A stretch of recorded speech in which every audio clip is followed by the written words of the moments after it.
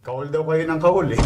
Ah, alam ko yung chihuahua, ano yun yung maingay na aso, di ba? Yung, Maliit maliit pero na aso, pero maingay. Yun, alam ko, kahol ng kahol yun. Kasi, alam mo yung manloloko, ano yun? Lawyer, sorry. Ano? Hindi ko tuloy ma-pronounce ang maayos eh. Kasi minsan napapansin ko yung lawyer na congressman, nagiging liar na congressman. Ano raw, binubuli. Ano bully? Nahuli lang, nabisto lang kayo. Naku po. Kaya umiiyak kayo. O ito, sa inyo to. Wala na po kayo mabobolang ngayon. Maiyakin. Kayo na nabisto eh. Dati kayo nang bibisto eh.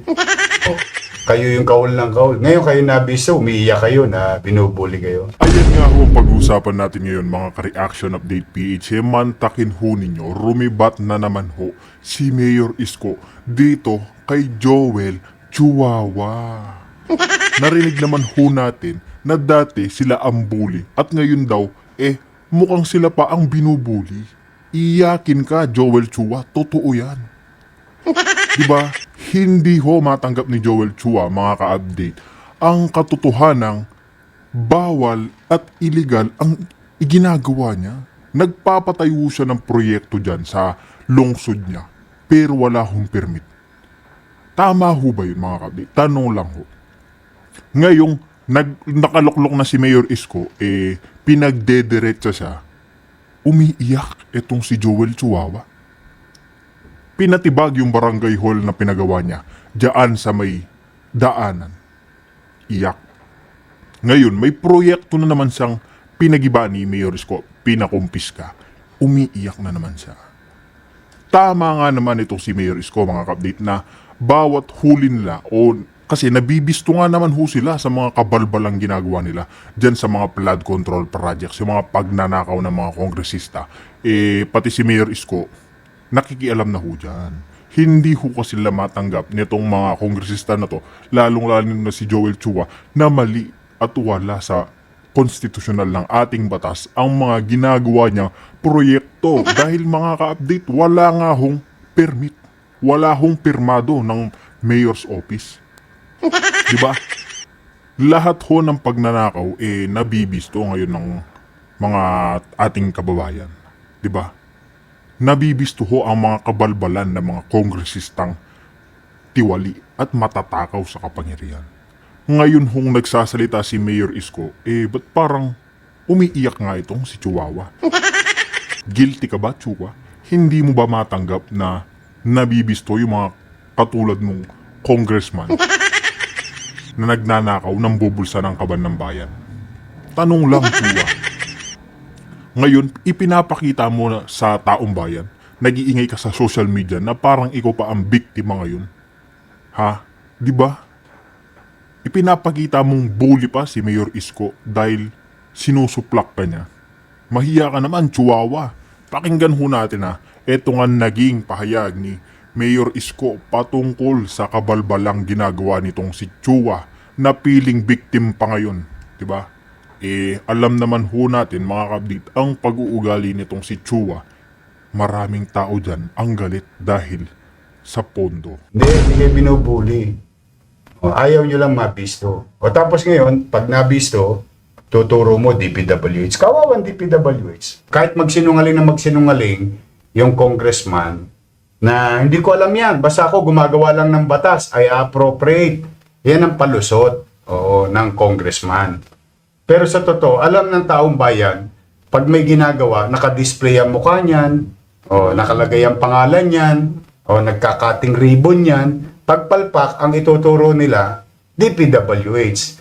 Itong DPWH naman ngayon, sa mga proyekto na yan, sila ngayon ang ipit na ipit. Sila ngayon ang ipit na ipit. Bakit?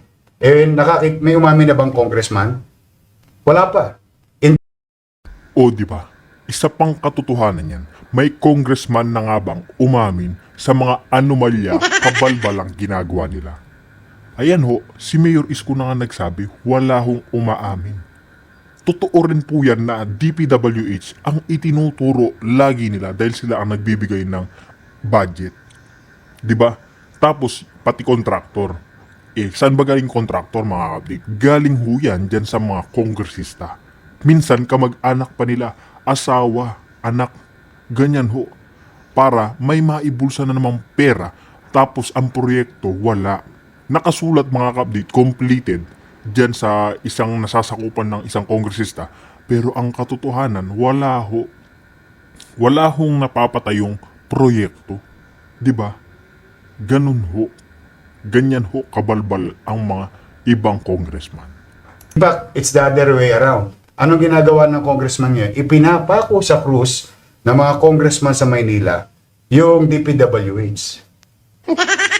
Oh, sino ngayon ng kahol ng kahol? Oh, kaya kami, simple lang naman ang tanong ng taong bayan dyan. O ito, Mocha. Ano muna sabi ng mga tao? Sabi ni G. Herao, meron. Sabi ni Sally Lastillas Isleta, nakikialam sila. Sabi ni Bri Jai, Tomo.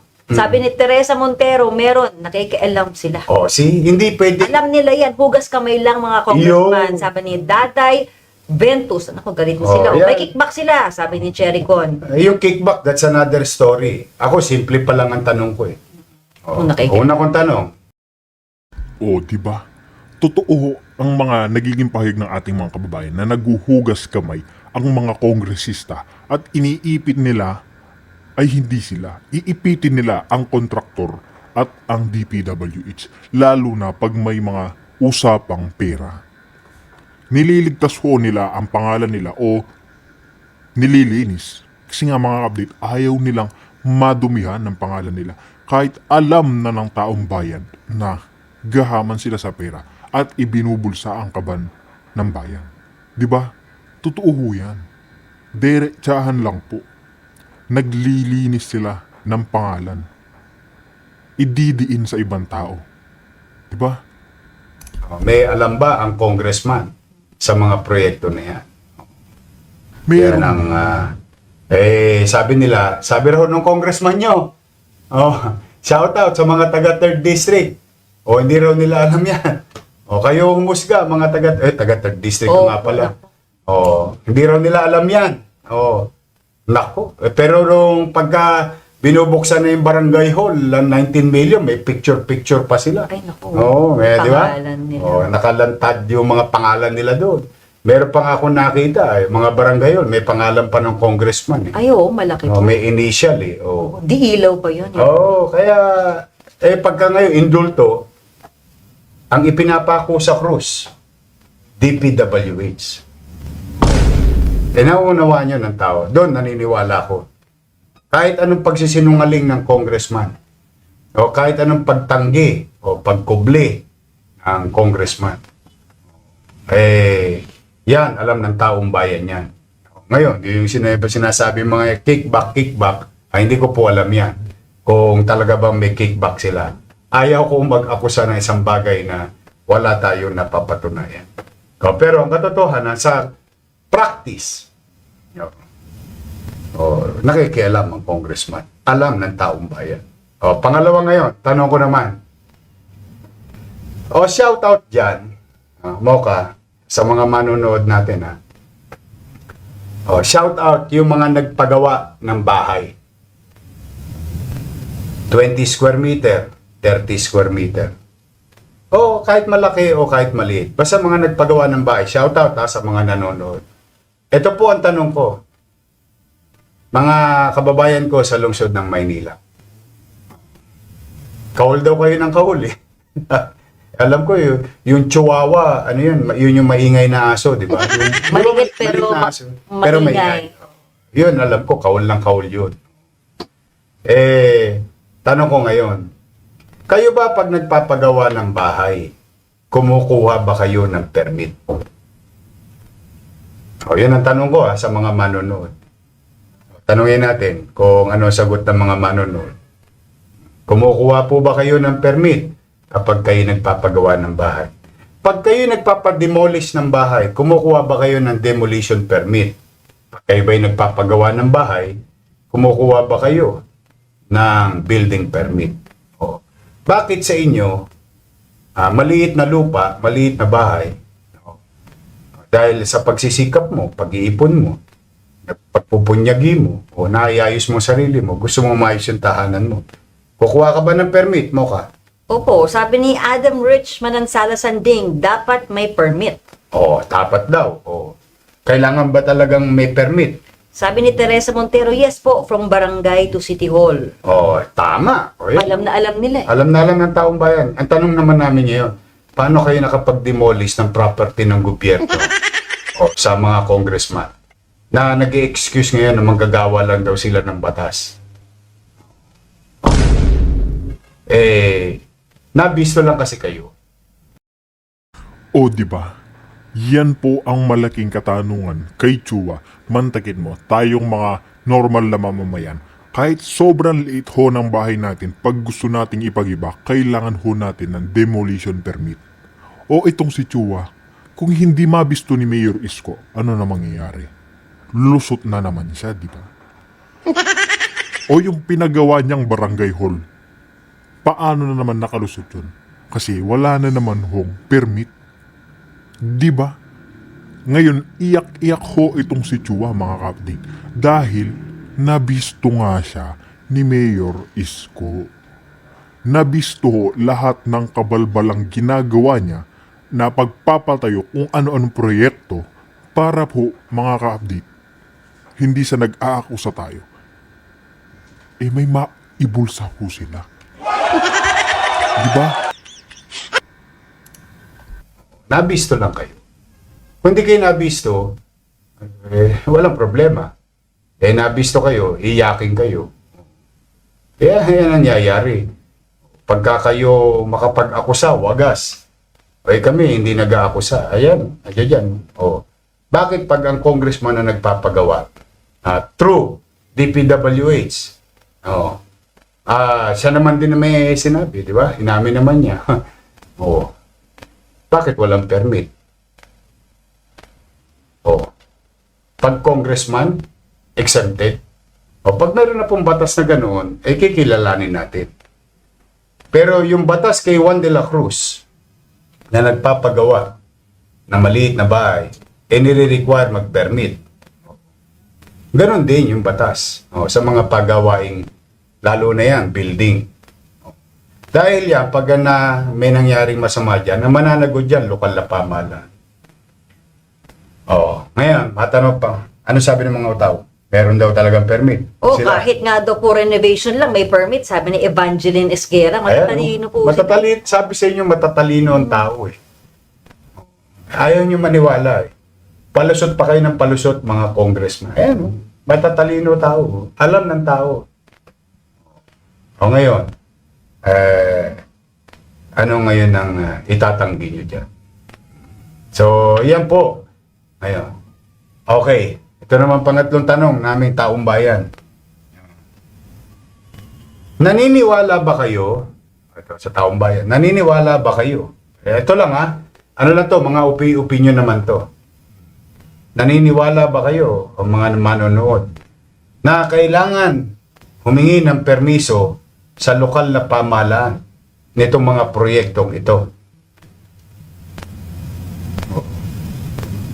Tanungin natin ng taong bayan. Ano ang sasabihin ng taong bayan? Di ba? Bakit? Yung nga maliit na tao, pinahingi nyo ng permiso eh. Yung pa kaya sila. Di komo ba sila ay congressman? Alam mo ka, naglakihan ang ulo nito mga to eh. Di ba kilala nyo naman sila nung nagsisimula pa yan? Oo. Iba talaga nagagawa ng kapangyarihan. Alam mo, minsan, ang langaw, pag tumuntong sa kalabaw, ang feeling niya, mas malaki pa siya sa kalabaw. Ganyan ang utak langaw. Ugaling langaw. Pero nandiyan dyan yan. Basta tayo ginagalang natin sila lahat. Hindi po pwede lang na mamihasa sila na yung napapalusot nila nung araw. Wardi-wardi o siga-siga. Ngayon, nakahanap kayo ng katapat, iyakin naman kayo.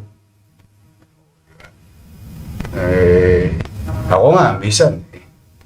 Sana pag nag-imbestiga sila sa labas ng Kongreso. Para pagka libelous yung akusasyon nila. Kasi ang excuse nila dyan, nasa loob sila nasa hall. Congress ito. Kaya nila mang-api ng mga individual. But anyway, tapat-tapat lang yan, Brad. Shout out sa mga taga 3rd District. Shout out sa inyo. Kayo po ang umusga. Lalo dyan sa 3rd District, marami nag-a-apply dyan ng building permit. Sila, naalala nyo ba, na hirap kayo dati dito sa zoning. Zoning pa lang, ha? Bagsak na, ang tagal na. Pero ito, wala pang permit, gibaan na. Bakit? Kasi, pagawa ng congressman. Special child eh. Mukhang special child itong ilang congressman natin eh, di ba? So anyway, that's water under the bridge. We'll see. Tingnan natin if we mean business. I'll see you soon. Di ba? Yung comment po, sabi nga, dapat lahat. Oh. Dapat kumuha, yes po, dapat humingi ng permission sa LGU, sabi ni Amy Jobel. Alam po nila ang sagot, dapat po, sabi ni Janice Buendia Pardo Budoy. Opo, kailangan po humingi ng permiso kahit sa barangay, sabi ni Rita Pinlac. Hindi raw eh. Wala raw silang alam dyan. Ito pa maganda sinabi ni Rhea Joy F. Selim, yes, dapat. Malakas ang loob nila kasi nasa posisyon sila. Pero pag tulad lang namin na maliit na tao, aping-api sa ginagawa nila, hindi nagiging patas. See? Yan ang nararamdaman ng tao. Shout out sa iyaking congressman. Yan yung mga nakakakuha lang kayo ng katapat eh. Pero tingin ko marami na nagsisisi dyan. Kaya, Tingin ko naman. Meron namang araw para dyan. So, okay. So, yan po. Kaya lagi ko yung mag-iingat dahil itong problema natin sa baha, tuwing umuulan, ay hindi mawawala agad-agad. Pero, rest assured, in our own little way, hindi po tayo titigil na linisin yung ating mga drainage system. Natutuwa lang ako kanina, maraming nagpapadala sa akin ng mga messages. If there is any consolation, nakita nila yung tubig malinis. Kasi nawawala na po yung mga burak eh. Nakukuha na po natin. So, ingat lang po. O ngayon, usapang permiso. May nagsasabing congressman sila lang daw yung ang tawag dyan, parang politika yung statement ito, wag na ako kayo lumayo. Ito patunay. Una, si Erwin Cheng, hindi natin yan kapartido. Pero inaprobahan ko lahat yung programa niya. Si Congressman Maceda, hindi rin natin yan kapartido. Baka kasi pinalalabas ito mga politika di ba? Eto alam ng taga Maynila to. Alam ng taga Maynila, hindi pwedeng ipagkaila to sa Maynila. Kabago-bago pa lang naman ang eleksyon si Congressman Erwin Cheng. Daming programa, daming project. Nagpunta, sabi ko, basta ito kukunin mong permiso. Kukunin mo to. Kukuha. Inaprobahan ko. Hinarangan ko ba yung ikabubuti ng taong bayan? Hindi. Ganun din kay Congressman Maceda. Hindi ko rin yung kapartido. Inaprobahan ko din. Maganda yung isang project ni Congressman Maceda. Sige, approve. Teka lang, kayo ba? Gagastos kayo ng 19 million pera ng taong bayan. Gagawa ng barangay hall. No? Tapos, sa bangketa. Tapos tatakpan yung eskwelahan. Tama ba yun? Aprobahan mo ba yun? Unang-una, tama rin siya. Tama rin siya na marami ng barangay hall na nasa bangketa sa Maynila. Tapos dadagdag pa siya. So, ibig sabihin, yung mali, gusto niya ipagpatuloy kasi nagmukhang tama. Magiging tama lang kasi congressman siya. 19 million yun. Nasaan ang perang taong bayan? Ngayon. Ito, distrito. Pagitan ng 3rd District at 4th District. Kinansela ko to. Dito ko yata in-announce yun Kinansela ko to. Bakit? Hindi humingi ng permit. Nung humingi ng permit, inaprobahan ko, ayan, aprobado. Pagawain ng DPWH, District 3 and District 4. Ito yung di masalang. Bakit kailangan humingi ng permiso? Kasi kailangan namin gumawa ng traffic plan, isasara yung tulay Hindi ngayon magugulat ang taong bayan. Tanong, ikabubuti ba to ng taong bayan? Opo. Kakampi ko ba sa politika yung si Joel Chua? Hindi. Kakampi ko ba sa politika si Edward Maceda? Hindi. Distrito ba nilang dalawa to? Opo. Inaprobahan ko ba? Opo. Approve. Kaya, anong nangyari? Nakagawa ngayon ang MTPB ng traffic plan sa pagsara ng kalsada ng tulay ng Dimasalang. Ano ang maganda rito? Ayan po, approve po. Ano po maganda rito? Nagbayad po sila ng buwis. Magkano po ang biniyarang buwis o what you call contractor's tax sa gobyerno ng Maynila? 504,000 ang binayad.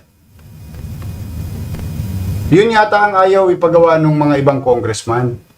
O baka kasi mabawasan ko yung pribilehiyo o yung para sa kanila kung ano man. Kung sino man yun. Ito, nagbayad. May resibo pa to sa gobyerno ng Maynila. Samban di Masalang, District 3, District 4. Ulitin natin kasi alam mo yung manloloko. Lawyer, sorry. Hindi ko tuloy ma-pronounce ang maayos Kasi minsan napapansin ko yung lawyer na congressman, nagiging liar na congressman. Binubuli. Bully? Nahuli lang, nabisto lang kayo. Kaya umiiyak kayo. Ito, sa inyo to, sa distrito nyo to. DPWH. Kakampi ba sa politika? Hindi. Kung politika lang ang pag-uusapan, kaligtasan ng taong bayan ang iniisip ko Yung convenience ng taong bayan plus yung mga regulatory power ng local government.